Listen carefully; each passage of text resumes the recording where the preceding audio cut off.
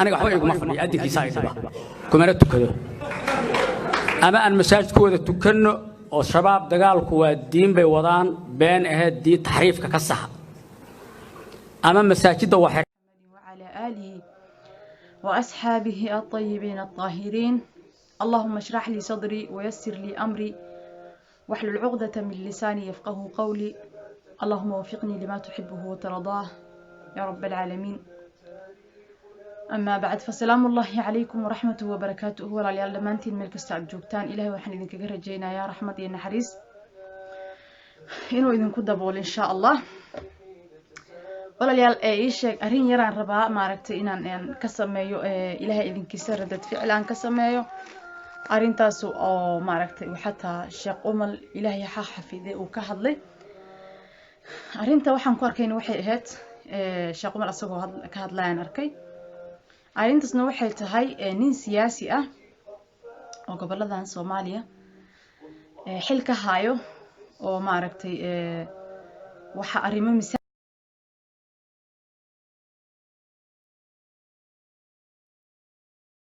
maalintii gudoomiyihii aniga iga horeeyay la qarxiyay oo dad badan oo ehelkayga ah isku meel lagu laayay jamcadii ku xigtay axad beed waxaan dhageystay masaajidkii ugu xigay masaajidka wadaadka wuxuu ka leeyahay tarbiyada awlaad khudbadana waxaa loogu talagalay asbuuca waxa soo dhaca in lagu sheego oo lagu saxo ummadda culimada waxaan u sheegayaa masaajidda kaliya ku tukan maysa anana banaanka joogmay ama waa xiraynaa ama shabaab wala wada diriraynaa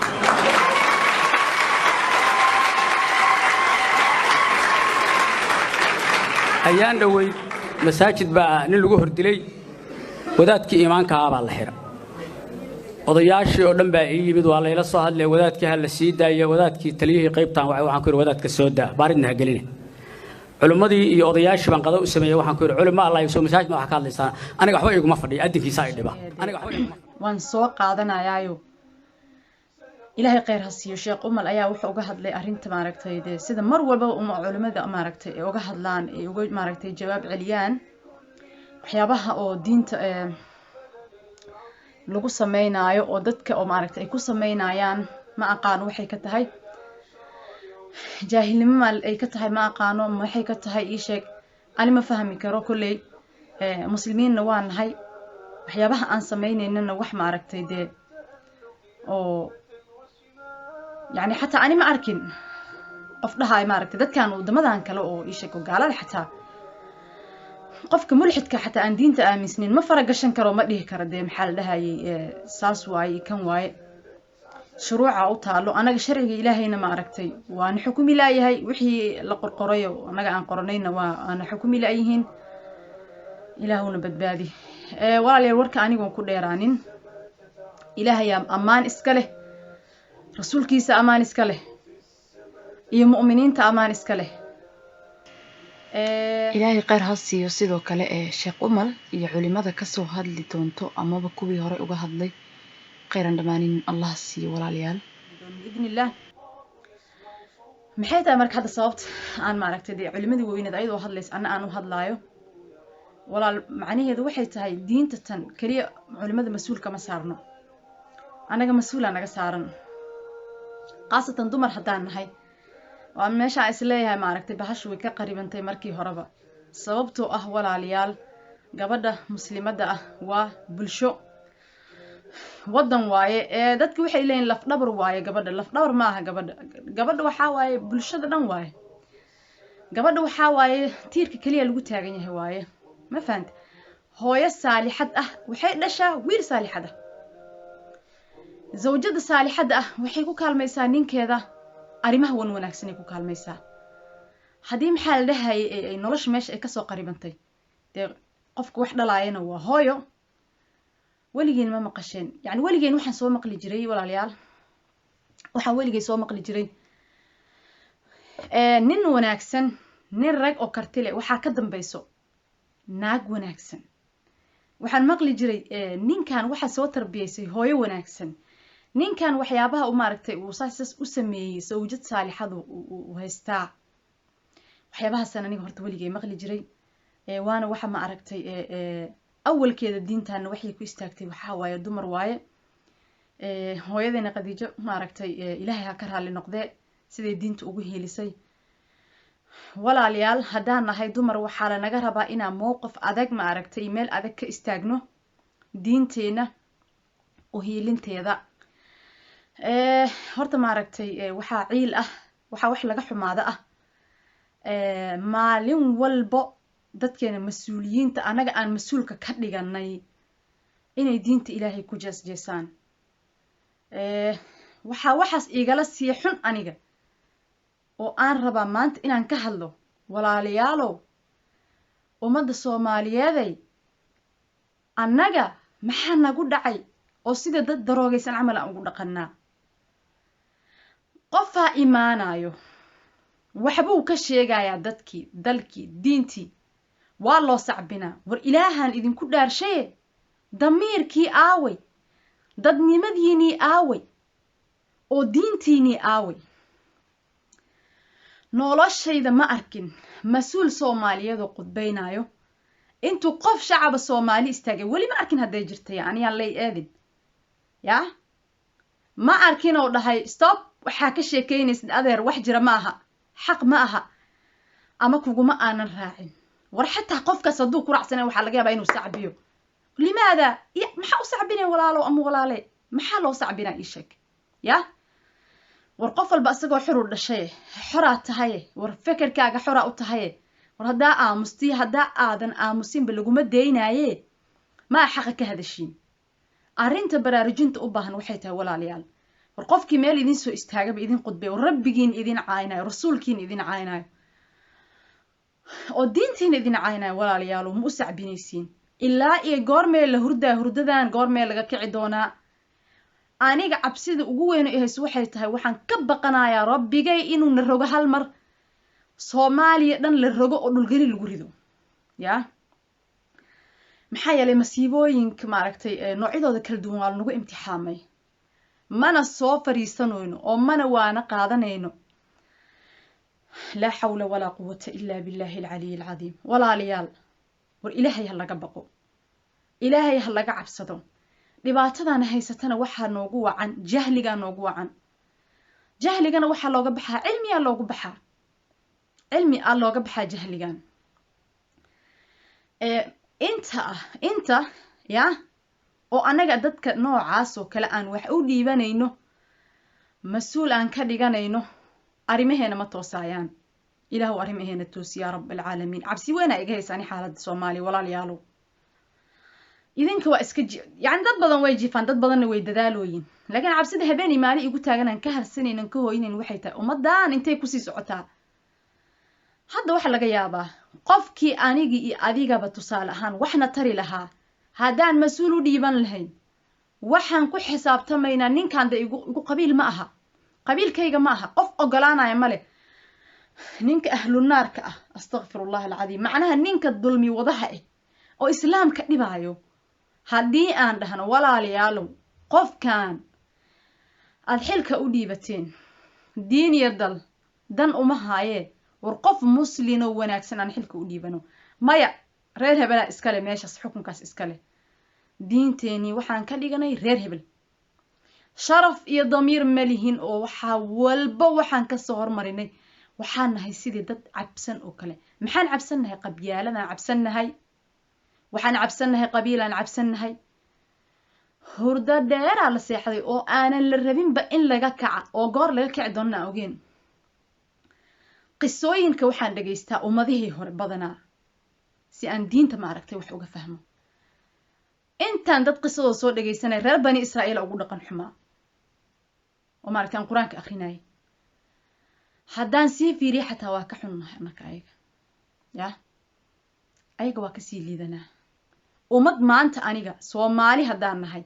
oo aan isbarbar dhigno isku tilmaano walaalayaal meel ku mogi ani hadda ogtiin oo isu sheegi kartiin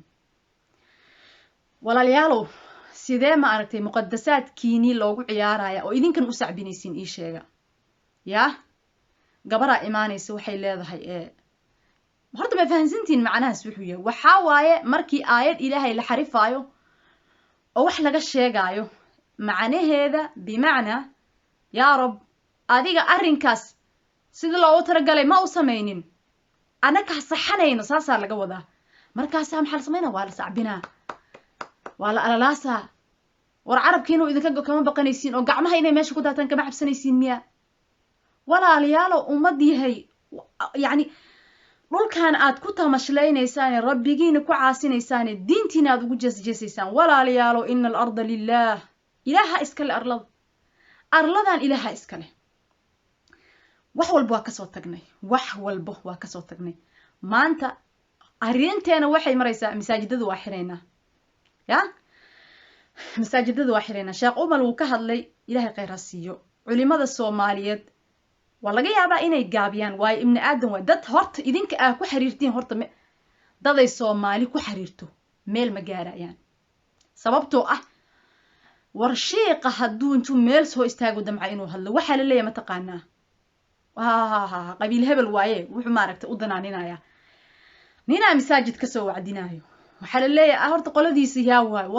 walaalay maxaa kugu mashquuliyey ninkan qoladiisa wuxuu sheegaya maa qaadatid qofa soomaaliya wanaag la imaanayo qofkii wanaag uu sheegayo meesha laga faa'iidaysan lahaa waxaa lagu mashquulayaa jaasi figiisa la baaraa dhag daatadiisa dhan la soo qaada wuxuu saas u leeyahay hebel ilma adeeryihiin carwaataas aan dhahin umalay maaragta adeeru gabadhaas laa xawla walaa quwata illa billahi alcaliy alcadiim walaalayaalow ilaahay ka cabsada ani arrinta kaliya raba inaan ka hadlo waxay tahay ha u sacabinina dadka ha u sacabinina qofka waxaada xataa hadduusan badiin caynaynin walaalow ha ku raacin qofka waxaadan adiga rabin kulligiina waa is ognahay waxaan la rabina maalin walba qofka lagu raacaa hadhowna markuu daba jeesto waxbaa laga sheegaa waa la caynayaa yacni in hool la fadhiisto oo camera lagugu qabto ya oo maaragtay social media lagaa soo arko oo aad dhahday shir hebel aan ka qayb galay mas-uul hebel shirkiisaan ka qayb galay walaalayaalow wax weyn maa u malaysiin idinka taas ya war social mediahan maanta qof walba xuro u yahee allahana waafajiye kheyrkee waxaa samaysan kartaa wax adiga kuu qaas ah camera maalin walba iska soo duubi kartaa waxaas nolol ma aha war waxaas diin ma aha waxaas dhaqan ma aha waxaas dadnimo ma aha 30 sano afkaan ka xirnay dhibaatadan haysatana waxay ka bilaabatay diin lagu dheelay ka bilaabatay maalinta kasii dambaysana way sii fool xumaanaysaa culimada soomaaliyeed 100 jeer ayaan horta ma aragtay aan rabay inaan ka hadlo arrinkaas aniga ya laakiin maanta ilaahay qadari culimada soomaaliyeed waa dadka kaliya aan mishaarka lagu siinin oo qofna ilaalinin sidoo sheekhu u sheegayba wax laga calool xumaado waxa ay mataqaanaa nin walba intuu soo baxo soo qubaysto soo labisto ya asagoo ku daanshoonaya caafimaadkii rabbigiisa siiyey intuu yimaado inuu rabbigiisa maalin walba wax ka sheego oo ku quraacdo ama uu ku qadeeyo inna badsha rabbika la shadiid walaalayaalow ilaahay qabashadiisa way adag tahay ilaahay qabashadiisa way adag tahay ha laga joojiye bahashaan meesha lagu wado fidnada dhanna waxay ka socotaa qoom sharcigii rabbigooda u soo dejiyey haddii ay ku dhaqmi waayaan weligooda muwaafaqa ma helayaan annaga ilaahay baa adduunkan iska leh ilaahayaa samaystay sharciguuna usoo degsaday sharcigu rabbigii usoo degsaday lahaa adduunyadan haddaan lagu maamulin walaalayaalow wax ma hagaagayaan annaga maxaan uga duwannahay ummadaha kale islaamaan sheeganaynaa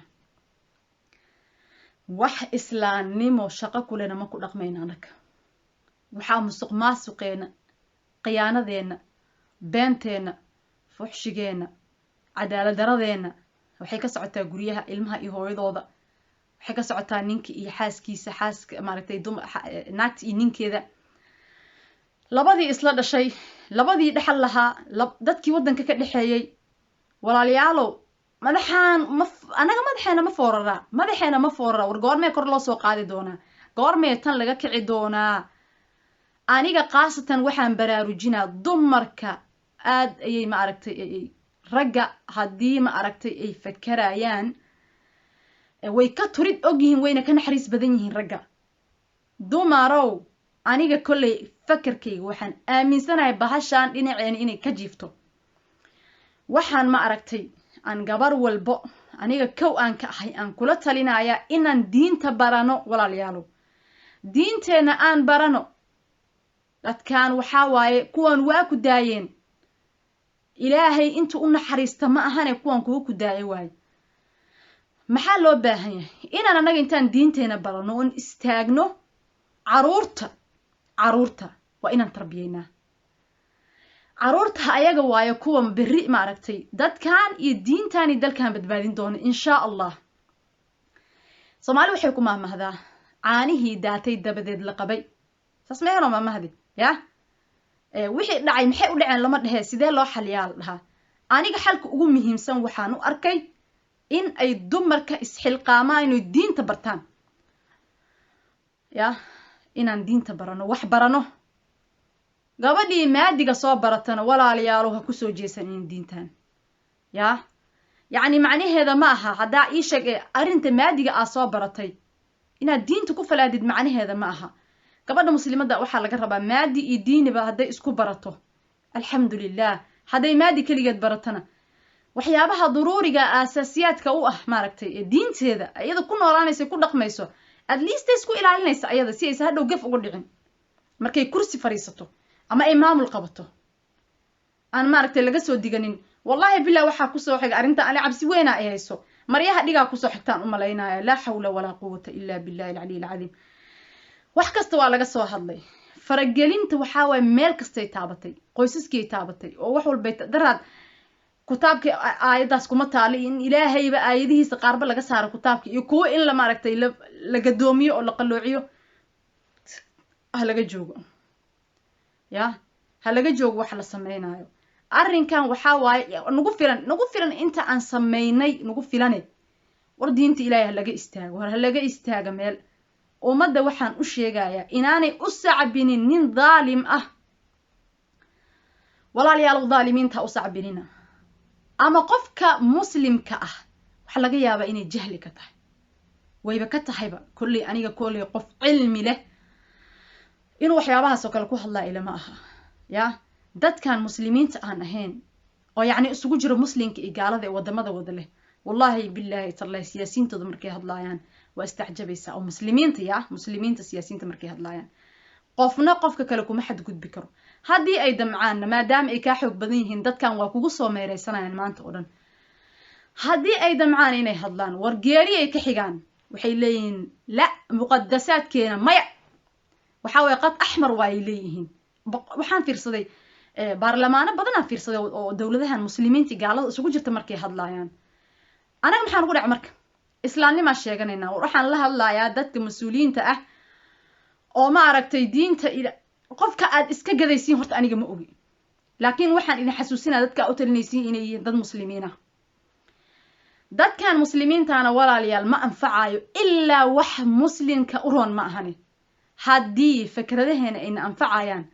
mar hore ayaan ma aragtay meel gaari lahayn hana isku dayina ina aad ku dayataan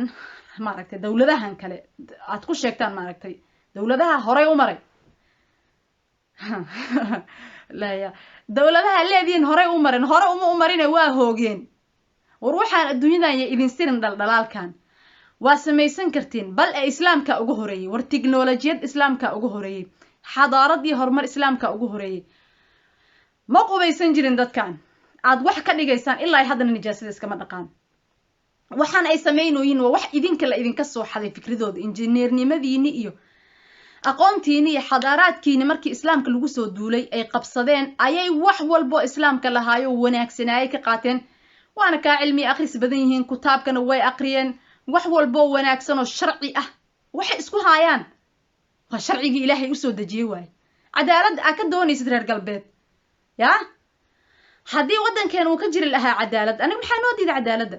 annagaana la dhahay maxaa la dhahayay ilaahay wuxuu amrayaa ixsaan iyo cadaalad ya maxaa anaga noo diiday waxa aad u jeedid oo dadkan loogu soo cararayo reer galbeedka ama dadkan kale loogu soo ordayo meeshay doonaan ba ahdaane iyo nabadgelyada dhexdooda waa cadaalad dowladda waxaa la sheegay cadaaladda samayso kaafir ba ha noqotay cimrigeed inuu raagayo dowladaha kale cadaaladda aan ka jirin muslimiin ba ahaadaan inuu cimrigiisa raagaynin ilaahay dulmi naftiisa waa ka xarimay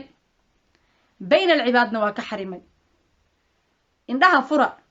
cadaalad raadsada cadaaladna waxa lagu helaa idinkoo xaqa barto idinkoo dadkan mas-uuliyiinta aad qabiilka ku dooranaysaan iska daayo arrimahan qabiilaysan ee qalqalloocan ummadan muslimiina caalamka meel ay ka jirta male gaale iyo muslim 4.5 waxa idin sheegaa intii 4.5 ay ku jirto maaragtay waxaan dastuur ku sheegaan Soomaaliya intay ku jirto inaan la harsanayn la hooyanayn maxaa yeelay kulligeena waajibna sararaan saarana ummad xaqeedan ku dul jiifnaa hooyo walba iyo gabar walba way ku qanacsan tahay 4.5 cid ka doodaysa male arrintaas shacabka Soomaaliyeed oo cidna idin ma maqna ceelna idin ma qodnee walaalayaal dad nool tihiin oo aqli ilaahay si insaanka xayawaanka ilaahay wuxuu ugu dubay waxay tahay aqliga waay fakara war dadka idin xukumaayo idinkay wax idinku yiin idinka wax u dhiibtay walaalayaal idinka wax u dhiibtay idinka waxaan raali ka ahaana cid idinku sameynaysa male wax walba oo ka dhacay Soomaaliyana shacabka raaliye ka yiin shacabow cuquba intii nagu dhacays way nagu dhacdeen walaalayaalow ilaahay ma aragtay ummadda hadday toobad keento istighfaar la imaato ilaahay wuu u naxariistay sheeg qoomkii nabi Yuunus waatii markii ay toobad keeneen ay iscafiyeen oo dulmiga iska galeen iyo waxyaabihii isku geysteen ay amaan wixii ay dhaxdooda isku celiyeen oo ma aragtay lees cafiyay oo diyooyinkii la kala qaatay waatuu ilaahay u naxariistay arrinta kaliya ku badbaadi karna waxay tahay annagoo istighfaar la imaano oo bari maxaa la dhahay qofkii soo hadlaba aan loo sacbinin dantiina qof idinka yaqaan ma leh nimanka siyaasiyiinta ah ee kuraasta ku fadhiya caruurahooda ma wax qarax ku dhimanayo hooy macaan waa cunigaaga abaay macaan waa maxaa la dhahay ishag waa odaygaaga walaashay waa walaalka wax ma aragtay maalin walba intay jaamacada ka soo baxaan lagu dhameynaa qarax haddii aan isku meel ka soo jeesano arrinka qabiil iska dayno ilaahayna waana waafaqa diinteena way hagaagaysaa ilaahay waxaan ka baryayaa inuu ilaahayna waafaji wax walba oo qeyr ah وحق إلهنا وفجي اللهم وفقنا لما تحبه وترضاه من القول والعمل اللهم أحسن عاقبتنا في الأمور كلها وأجرنا من خزي الدنيا وعذاب الآخرة اللهم يا حي يا قيوم برحمتك نستغيث أصلح لنا شأننا كله ولا تكلنا إلى أنفسنا ضرفة عيننا لا إله إلا أنت لا حول ولا قوة إلا بالله العلي العظيم إله أذان هجاجين كر إله يو أظن بأن هجاجين كر وادم باوني إله ربي رحمن ونعفي اللهم أنت ربنا لا إله إلا أنت خلقتنا ونحن عبادك ونحن على عهدك ووعدك ما استطعنا نعوذ بك من شر ما صنعنا نبوء لك بنعمتك علينا ونبوء بذنوبنا فاغفر لنا فإنه لا يغفر الذنوب إلا أنت إله ربي رحمن إله ربي رحمن ظلمي قد أحذينا إسكو سمينا إله ربي رحمن نوعف إله عدالتنا إسكو سمينا نوكس إله قوم عقل ما يشه من ظاهر سمان من هجاجان إلا رحمة دادين أديك أهيلي سدمان يا رب نوهيلي إله ربي رحمن إله نوهيلي يا رحمن الدنيا والآخرة ورحمهما إله مسؤولين تين هجاجي إله يوم مسؤولين تين هجاجي حق وافجي إله هو يوين كين هجاجي إله قبلهن هجاجي إله عرورتين نو هجاجي إله يوضن كان إله وضن كان لما توا كدار إله ربي رحمن ونون حديث ولا ليال أرنتك الآن إن ربينا نبرارجي وحيت هاي qof walba inuu u duceeyo wadanka saacad walba walaalayaal idin ku soo dhacay u duceeyo bal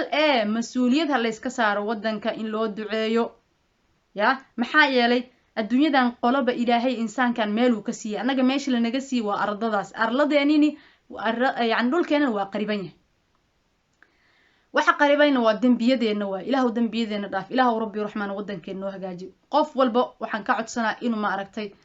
salaada markuu tukado iyo ma aragtay saacadaha ducada la aqbalo Soomaali weynay